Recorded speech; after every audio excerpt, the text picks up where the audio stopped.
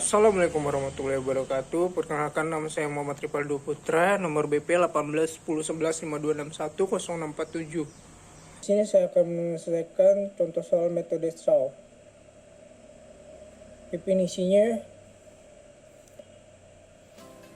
Definisi kelebihan dari metode simple additive weighting dibandingkan dengan model pengambil keputusan lainnya terletak pada kemampuan untuk melakukan penilaian secara lebih tepat karena didasarkan pada nilai kriteria dan bobot preferensinya yang sudah ditentukan. Selain itu, Shaw juga dapat menyeleksi alternatif terbaik dari sejumlah alternatif yang ada karena adanya proses perankingan setelah menentukan bobot untuk setiap atribut. Lanjut. Nah, metode Shaw.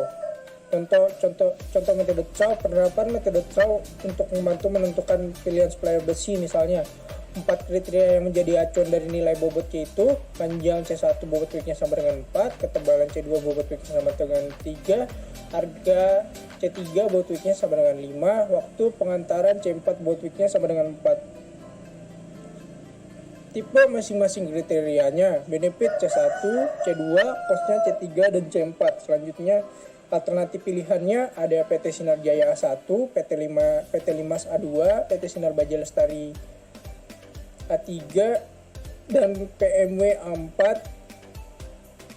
dan inti sumber A5.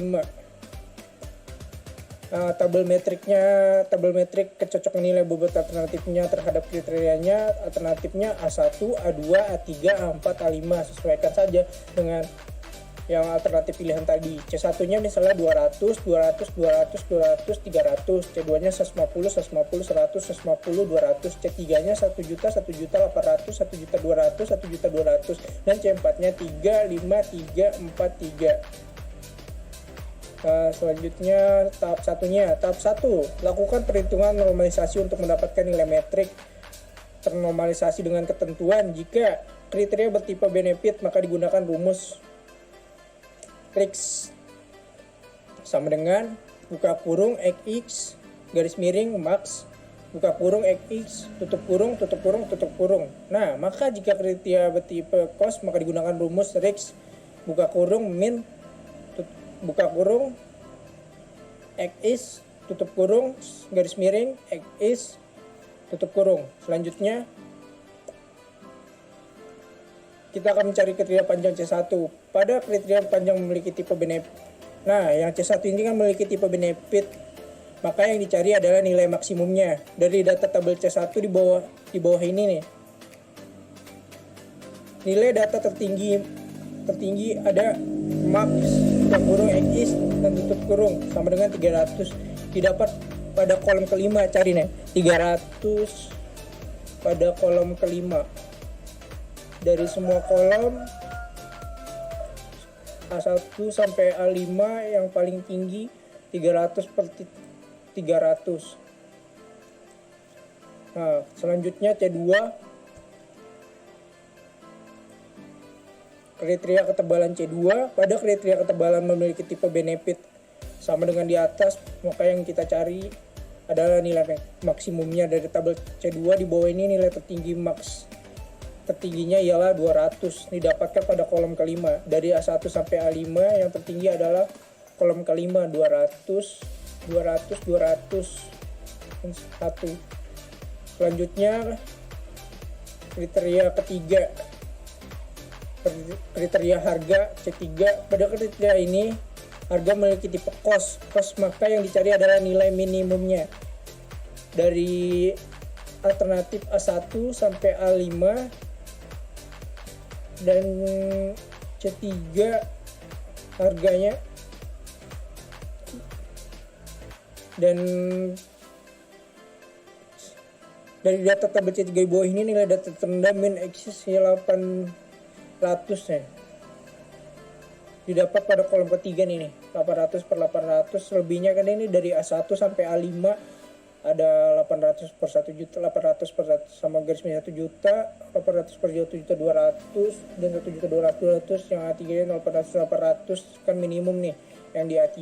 Nah, selanjutnya kita masuk ke kriteria waktu pengantaran C4. Pada kriteria ini waktu pengantaran memiliki tipe cost, maka yang dicari adalah nilai minimumnya sama kayak di kriteria C3. Pada tabel C4 di bawah ini data tertinggi maksnya adalah 3 didapat pada kolom 1, 3 dan 5. Nah, 1 nih. 1 3 dan 5. Sama nih 1, 3 dan 5. Nah, dari hasil perhitungan masing-masing kriteria di atas didapatkan hasil nilai metrik ternormalisasi seperti tabel berikut ini. Alternatif A1-nya A1, A2, A3, A4, A5. Nah, C1-nya 0,67, 0,67, 0,67, 0,671, C2-nya 0,75, 0,75, 0,5, 0,75, 1. C3-nya 0,8, 0,81, 0,667, 0,667, dan C4-nya 1, 1,6, 1, 1,3, dan 1. Selanjutnya kita akan tahap 2 ya, cari nilai preferensi dari masing-masing alternatif pilihan dengan menambahkan hasil perkalian nilai alternatif ternormalisasi dalam kurung L dengan nilai bobot kriteria W dalam kurung W. Ada A1 0,67 kali 4 tambah 0,75 kali 3 tambah 0,8 kali 5 tambah 1 kali 4 hasilnya. Nah, selanjutnya A2 0,67 kali 4 tambah 0,75 kali 3 tambah 0,8 kali 5 tambah 0,6 kali 4 dan hasilnya ini. Dan A3 0,67 kali 4 tambah 0,5 kali 3 tambah 1 kali 5 tambah 1 kali 4 sama dengan hasilnya 9. A4 0,67 kali 4 tambah 0,75 kali 3 tambah 0,67 kali 5 tambah 0,75 kali 4 sama dengan hasilnya A5 1 kali 4 tambah 1 kali 3 tambah 0,67 kali 5 tambah 1,4 sama dengan hasilnya ini. Selanjutnya tahap 3. Selanjutnya metode Navier. Definisinya metode Navier Classifier merupakan salah satu algoritma dalam teknik data mining yang menerapkan teori Bayes dalam klasifikasi. Metode Bayes merupakan teknik prediksi berbasis probabilistik sederhana yang berdasar pada penerapan teorema Bayes atau aturan Bayes dengan asumsi independensi ketidaktergantungan kuat dalam kurung Naive. Penggunaannya mengklasifikasikan dokumen teks, menyaring spam, memprediksi masalah multi-class, membuat prediksi secara real time. Keunggulannya mudah dibuat, mudah dipahami, dan bisa digunakan untuk prediksi masalah biner ataupun multi-class, dan tidak memerlukan jumlah data dan data training yang banyak. Bisa digunakan untuk data kuantitatif ataupun kualitatif. Ukurannya apabila ada data probabilistik bernilai 0, maka probabilistik prediksi juga akan bernilai 0. Asumsi masing-masing variabel bebas mengurangi akurasi perhitungan, memerlukan data awal dalam membuat keputusan. Keberhasilan pembuatan keputusan sangat bergantung pada data awal tersebut. Nah, contoh para perhitungan Napier Bayes, sistem pendukung keputusan resiko obesitas pada anak. Berikut adalah contoh data yang sudah ada. Ini misalnya.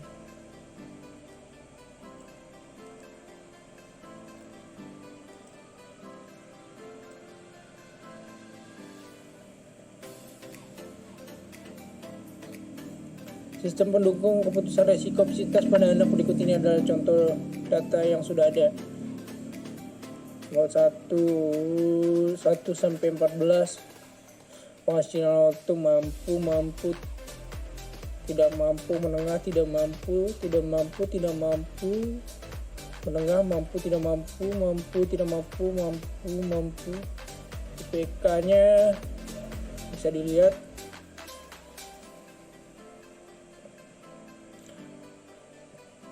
PLN-nya, jumlah tanggungannya, kelayakannya.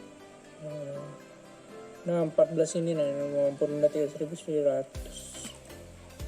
Dari di atas diketahui ada 4 variabel yang digunakan dalam menentukan hasil kesimpulannya. X1 adalah penghasilan waktu, X2 IPK, X3 PLN, X4 jumlah tanggungan. Nah, tahap 1 menghitung probabilitas keseluruhan dari setiap kelas kejadian. Caranya dengan membagi data jumlah data kelas kejadian dengan seluruh data di mana kasus itu, yaitu kelayakan.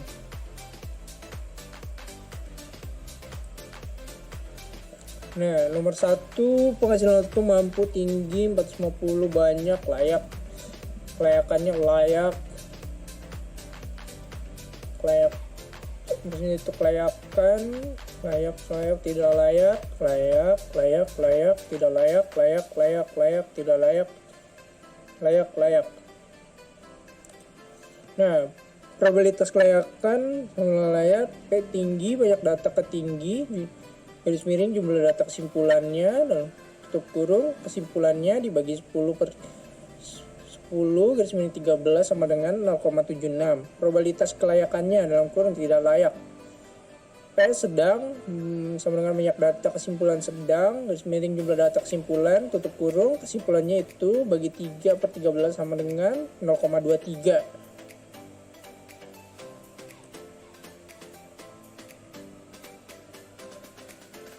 Tahap 2-nya menghitung probabilitas dari setiap variabel di dalam kelas yang bersangkutan dengan data tambahan. Ya, dari variabel yang bersangkutan yaitu variabel 1 X1 penghasilan waktunya mampu. Ya, bisa dilihat dari angka di tabel di atas, dan variabel 2 X2 sama dengan IPK sama dengan rendah.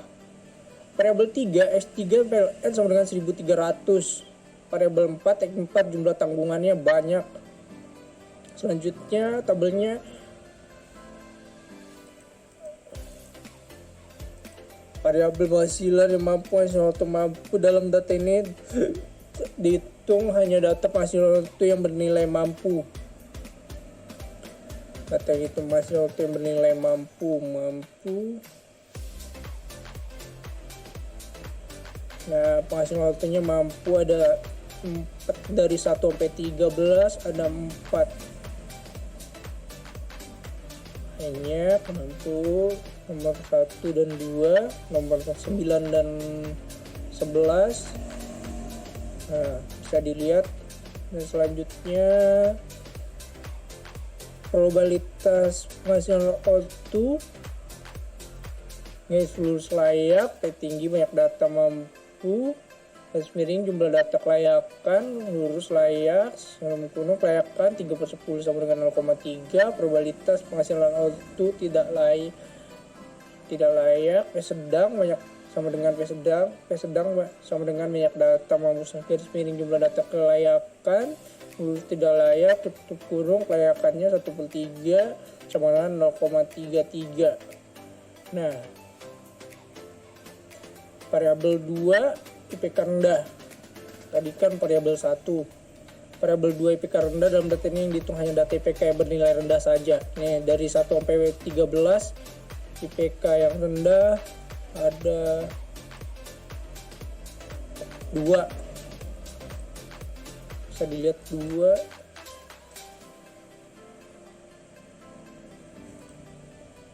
Probabilitas IPK layak, P tinggi banyak data rendah, jumlah data kelayakan kelayakannya 1 per 10 sama dengan 0,1. Probabilitas IPK tidak layak, P sedang banyak sama dengan banyak data rendah, dan jumlah data kelayakan tidak layak, kelayakannya 1 per 3 sama dengan 0,3.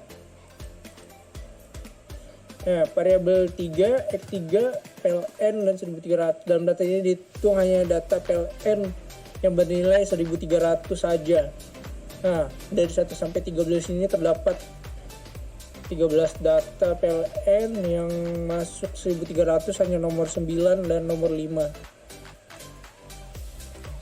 Nah, selanjutnya kita cari probabilitas PLN layak, P tinggi banyak data 1300, ini jumlah data kelayakan dan kelayakannya bagi 2 per 10 sama dengan 0,2. probabilitas penilaian tidak layak, sedang banyak data 1300, jumlah data kelayakan tidak layak, kelayakan 0,3 sama dengan 0.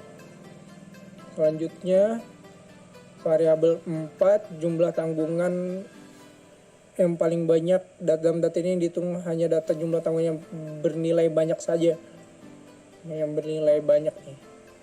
Dari 1 sampai 13 terdapat di nomor 1, nomor 2, nomor 3, nomor 7, nomor 10, dan nomor 12. Nah, selanjutnya kita hitung probabilitas jumlah tanggung layakannya sehingga 0,4. Probabilitas jumlah tanggungannya sama dengan 0,3. Selanjutnya tahap 3 mengalihkan semua variabel sudah kesimpulan yang layaknya dikali probabilitas layak dikali layak dikali probabilitas jumlah tanggungan layak. Layak 0,3 dikali 0,1 dikali 0,2 dikali 0,4 sama dengan ini hasilnya 0,024. N tidak layak sama dengan probabilitas maksimal waktu tidak layak, kita kali probabilitas IPK tidak layak dikali probabilitas PLN tidak layak dikali probabilitas jumlah tanggungan tidak layak. N layak, hasilnya 0,33 dikali 0,33 dikali 0 dikali 0,3 dan hasilnya 0. Tahap 4 membandingkan hasil kesimpulan N tidak layak dan N layak dan N tidak layak. Dari data di atas, karena N tinggi lebih besar dari N layak, maka simpulnya adalah layak. Dan contoh tabelnya. Nah, sekian, terima kasih. Ya, selanjutnya yaitu metode weighted product. Definisinya, metode weighted product merupakan metode pengambilan keputusan dengan cara perkalian untuk menghubungkan rating dan atribut, di mana rating setiap atribut harus dipangkatkan dulu dengan bobot atribut yang bersangkutan.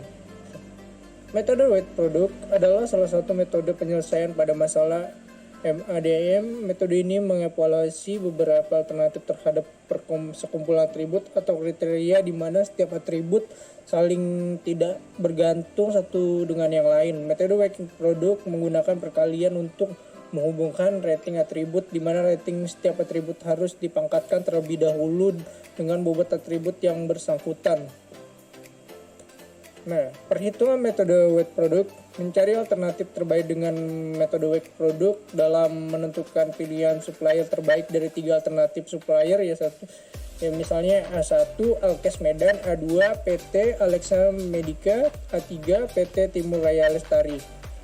Dari kriteria dan bobot yang diberikan pengambil keputusan dalam pemilihan supplier ada 5, yaitu C1 ini harga rata-rata produknya 5, C2 kelengkapan produknya 3, C3 reputasinya sama dengan 4, C4 jumlah cabangnya sama dengan 2, C5 jarak lokasinya sama dengan 1. Selanjutnya perhitungan dan nilai-nilai kriteria dari setiap alternatif dari setiap supplier dapat dilihat dalam tabel berikut ini. Alternatif A1, A2, A3, C1, C2, C3, C4, C5. A1, 2, 3, A1, 2, 2, 3, 1, 3. A2, 3, 2, 3, 2, 2. A3, 2, 3, 3, 3, 1. Selanjutnya, tahap 1 menentukan kriteria dan sifat-sifatnya. Kriteria C1 harga rata-rata produknya, C2 kelengkapan produk, C3 reputasi, C4 jumlah cabang, dan C5 jarak lokasi berdasarkan tabel dari jurnal. Semakin besar nilainya semakin baik. Tahap 2 melakukan perbaikan bobot normalisasi dengan menggunakan rumus. Nah, perhitungan bobot untuk sebuah kriterianya ialah W1 5 pangkat 5 tambah 4 tambah 3 tambah 2 tambah 1 sama dengan 5 per 15 sama dengan 0,3. 5 per 6,3. W2 3 pangkat 5 tambah 4 tambah 3 tambah 2 tambah 1 sama dengan 15. Sama dengan 3 pangkat 15 sama dengan 0,2. W3 4 pangkat 5 tambah 4 tambah 3 tambah 2 tambah 1 sama dengan 15. 4 pangkat 15 sama dengan 0,26. W4 2 pangkat 5 tambah 4 tambah 3 tambah 2 tambah 1 sama dengan 15 sama dengan 2 pangkat 15, hasilnya 0,13. W5 1 pangkat 15 sama dengan hasil 0,6. Selanjutnya, nah, tahap 3 menentukan nilai vektor S menggunakan rumus S. Nah, perhitungan vektor S untuk semua alternatifnya ialah S1 2 pangkat 0,2 pangkat 0,3 kali 2 pangkat 0,2 kali 3 pangkat 0,26 kali 1,013 kali 3,6 sama dengan, sedangkan S2 nya 3 pangkat 0,3 2 pangkat 0,2 3 pangkat 0,26 2 pangkat 0,13 kali 2 pangkat 0,6 sama dengan 6,06646. S3 nya buka kurung 2,03 3 pangkat 0,2 dikali 3 pangkat 0,5 dan hasilnya. Nah, selanjutnya tahap 4 menentukan nilai vektor yang akan digunakan dalam menghitung referensi V. Untuk perankingan formula sebagai berikut, ini contoh. Nah, ini rumusnya dengan P1 S1 pangkat S1 tambah S2 tambah S3. Selanjutnya perhitungan referensi dan perankingannya P1 5 nah tambah 5,7789 ditambah 0,0646 tambah 5,96101 dan hasilnya dengan 5,77859 pangkat 17,74606 sama dengan 0,325623. P2 nya P2 nya 6,04646 sama dengan 0,60646 pangkat 17,74606 hasilnya 0,338467. P3 nya 5,9601 pangkat 17,74606 hasilnya 0,35906. Kesimpulannya, berdasarkan hasil perhitungan di atas dapat dilihat bahwasanya P2 menunjukkan nilai tertinggi sehingga dapat ditentukan P2 merupakan alternatif terbaik. Sekian, terima kasih.